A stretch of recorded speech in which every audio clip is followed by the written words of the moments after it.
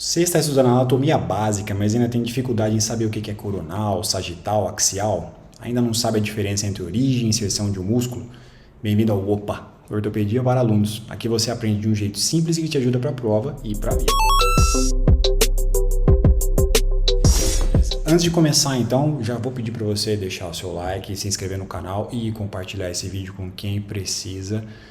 Porque muita gente vai precisar de uma anatomia, de uma ajuda na ortopedia, estudante de medicina, estudante de enfermagem, fisioterapia, ciência do esporte. Conta para todo mundo que existe esse canal, certo?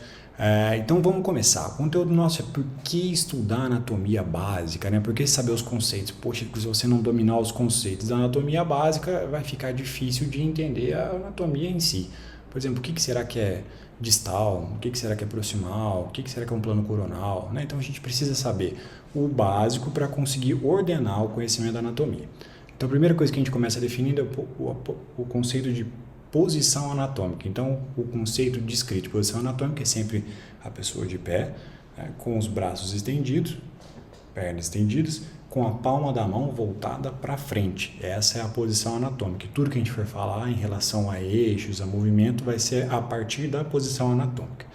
Certo? Então, já que eu falei um pouquinho de eixo, a gente já começa falando de eixo. O que são os eixos? São as orientações que dividem o corpo em basicamente duas metades. A gente vai ter o eixo sagital, que é o eixo que passa pela sutura sagital. Lembra lá da sutura sagital aqui na cabeça, que divide o crânio em dois? Então a gente pega esse plano, esse eixo sagital e vai dividir numa metade lateral, né? Uma metade direita e uma metade esquerda.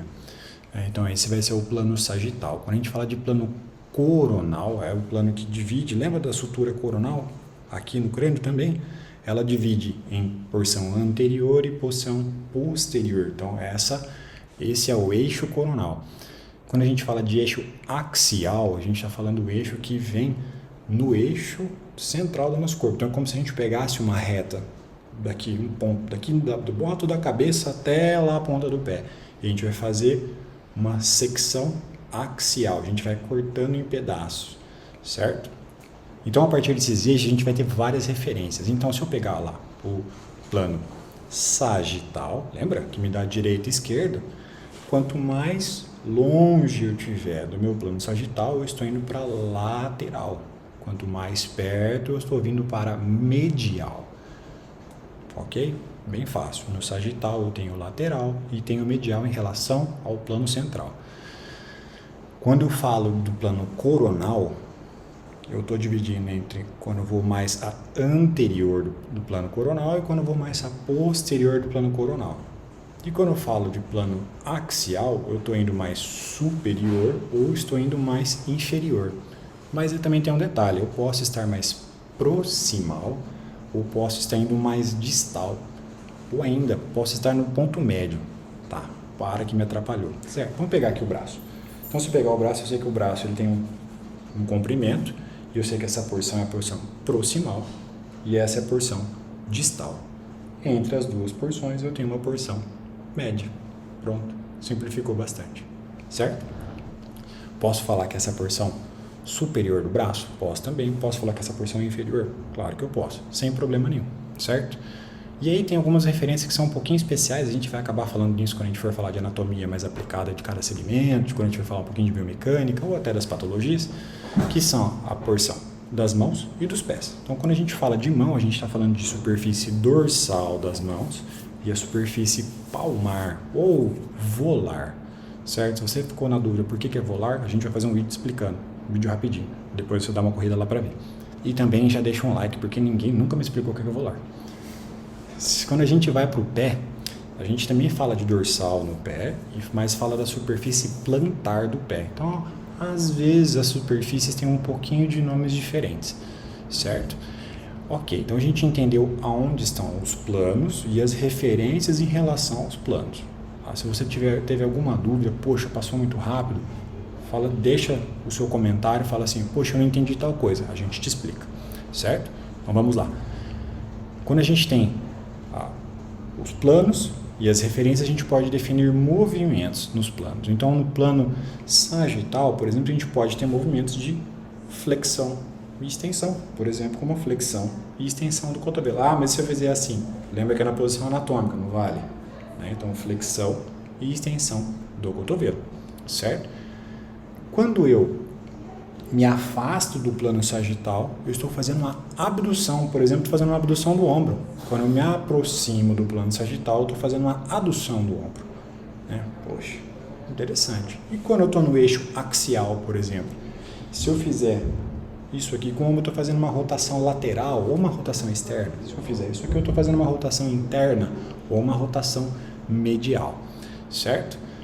Tem algumas coisas mais específicas, por exemplo, o movimento de pronossupinação do cotovelo, que é um movimento mais combinado entre dois ossos. Eu tenho inversão e eversão do tornozelo ou do retropé, eu tenho a supinação e pronação do pé. São movimentos mais combinados, movimentos mais difíceis de ser entendidos, porque a gente vai precisar de saber um pouco mais de anatomia, um pouco mais de biomecânica. Também no conceito de flexão e extensão, além da gente estar partindo aqui que é o movimento do plano sagital, a gente tem um conceito que quando a gente faz uma flexão, a gente diminui o ângulo entre dois ossos. Quando a gente faz uma extensão, a gente está aumentando esse ângulo articular, né? Esse ângulo entre os dois ossos. Certo? Ah, mas aí me chamaram no ambulatório de ortopedia e falaram que existia flexão dorsal ou dorsiflexão, flexão plantar do tornozelo. Meu Deus do céu, é muita coisa. Calma. Em cada segmento, a gente vai ver que existem nomes mais específicos. Tá? Mas aí a gente vai com calma, explicando cada um deles quando for a hora apropriada. E o conceito de origem e inserção de um músculo? Então a gente vai chamar toda a origem de um músculo onde um músculo começa, onde ele é menos móvel, né? Onde ele está lá, sua sede, a gente vai ter o tendãozinho pequenininho, o corpo muscular e aí o tendão fazendo uma inserção, né, distal que vai provocar o movimento. Então sempre origem, o músculo sempre vai ter uma origem e uma inserção. E a contração dele vai acabar fazendo movimento. Ou não. Por exemplo. E a gente precisa entender também o que é uma contração. O que é uma contração? Quando a gente fala de contração concêntrica, quer dizer que o ponto de origem e o ponto de inserção estão diminuindo de tamanho. Ou seja, o músculo está encurtando. Concêntrica é aquela que você vai na academia para fazer exercício. Né? Agora, quando a gente fala de excêntrica, é quando o músculo, apesar de estar contraído, ele está se esticando, porque a força aplicada a ele é maior do que ele consegue suportar, então ele vai acabar sendo um freio da força oposta. Por exemplo, você está fazendo uma força para fazer uma flexão no cotovelo e alguém faz uma resistência, então seu corpo está fazendo uma contração excêntrica.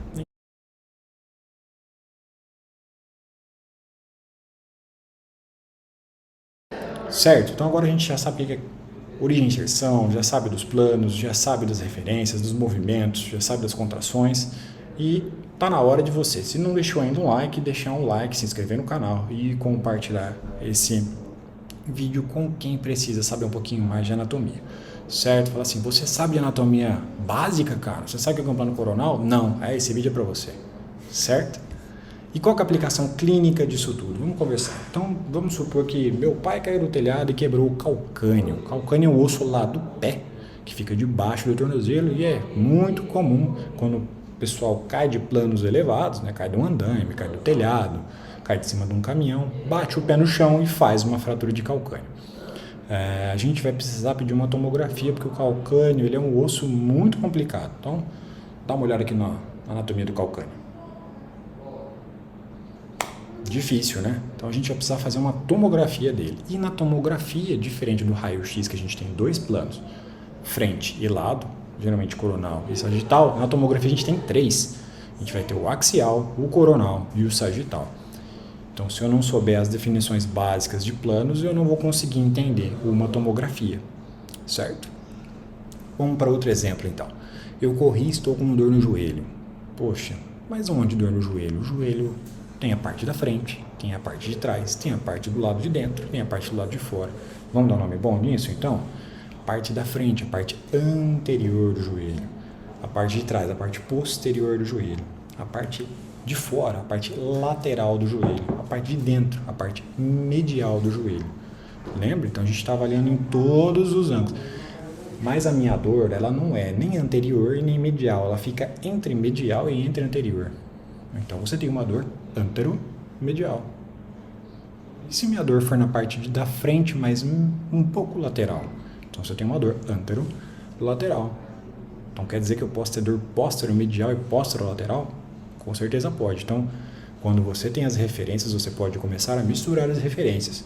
Superolateral, anteroinferior, anterolateral, anteromedial. A gente vai ver que na ortopedia a gente acaba misturando as referências para dar uma localização mais exata. Para não falar, tá com dor do lado de fora, do lado de cima. A gente usa as referências anatômicas para conseguir caracterizar melhor as queixas do paciente. Certo. Vamos para outro exemplo. Caí de bicicleta, quebrei meu braço.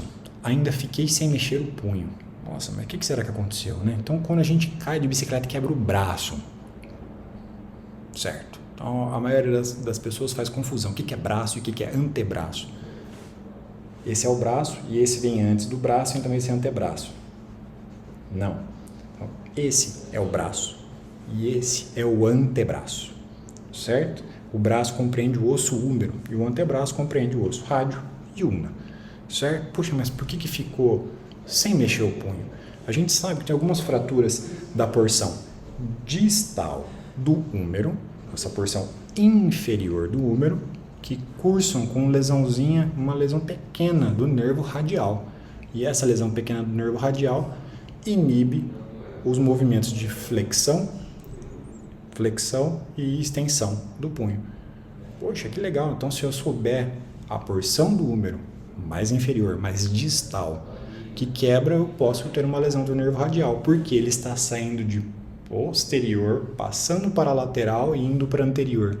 Olha como é importante a referência. Você está entendendo como o nervo está fazendo a trajetória dele em relação ao osso, só usando as palavras posterior, ele foi para lateral e ele passou para anterior. Olha que bacana, você está mudando o entendimento só sabendo falar de referência. Então, se você souber aplicar todas as referências, se você souber aplicar os planos anatômicos, você consegue contar melhor, descrever melhor essas lesões. Beleza, então a gente entendeu, a gente aplicou e agora está na hora de deixar o like. Deixa o like, se inscreve no canal, conta para alguém que precisa saber desses assuntos de anatomia básica, certo? Vamos lá, então para finalizar a gente vai falar de algumas perguntas, algumas questões. Então aqui eu vou colocar para vocês uma imagem de um pé, uma imagem anatômica de um pé. Então olha lá aqui, talvez aqui. Qual é o nome desse osso? Vou falar para vocês que esses três ossos, um do lado do outro, eles chamam cuneiformes. Será que eu chamo ele de cuneiforme lateral? Será que eu chamo ele de cuneiforme medial? Será que eu chamo ele de cuneiforme intermédio, quando está entre o medial e o lateral? O que você acha que é a resposta certa? Acertou quem falou cuneiforme medial. Mas por que medial? Olha, a gente olha esse pé e olha que esse osso está mais próximo do plano sagital. Se ele está mais próximo do plano sagital, quer dizer que ele está mais medial ao plano sagital. Então quer dizer que quando eu falar de falange, não vai ter medial. Não, a gente vai ter proximal, média e distal. Certo? Ok, então agora a gente vai para a segunda questão. Vamos olhar para essa tomografia de tornozelo e saber o plano que a gente está observando. Que plano que é esse que a gente está observando nessa tomografia de tornozelo? Fácil, né? Esse é o plano coronal. Bem fácil de identificar, fíbula para um lado, tíbia para o outro. Eu estou cortando como se eu estivesse de frente para o tornozelo. E que plano que é esse agora? Esse é o plano sagital. Então, olha lá, no plano sagital eu vou identificar estruturas que estão à frente e estruturas que estão atrás, mais anteriores e mais posteriores. E qual plano que é esse agora? Esse é o plano axial, como se eu estivesse cortando de cima para baixo, certo? Então a gente está vendo de cima, no eixo que vem de cima para baixo. Última questão para acabar essa aula é: olha essa imagem animada desse cotovelo. Que movimento que ele está fazendo? Ele está aproximando um osso do outro, fazendo uma flexão. E agora está fazendo uma extensão. Então, isso é uma flexo-extensão do cotovelo. E agora, que movimento que é esse? O rádio girando em cima da ulna? Poxa, não é mais uma flexo-extensão. Que movimento que é esse? Esse é o movimento combinado dos dois ossos que a gente vai chamar de pronação e de supinação. Fácil ou não? Então o que a gente precisa saber? A gente precisa saber os planos, as referências e os movimentos para entender o que está acontecendo na anatomia básica e conseguir descrever tanto as lesões quanto os movimentos. Certo? Gostou do conteúdo? Deixa seu like, se inscreve no canal, compartilha esse vídeo com alguém que você acha que está precisando e fique ligado para mais vídeos, que a gente vai colocar um monte de vídeo. Acompanhe o canal que você não vai se arrepender e além disso você vai aprender muito, certo? E se você quiser ter acesso ao nosso curso completo de ortopedia para alunos, clica aqui nesse link que está debaixo na descrição, que ele vai te levar para um site que você vai entender muito mais, certo? Obrigado por ter assistido, espero que vocês tenham aprendido e bem-vindos ao OPA, Ortopedia para Alunos.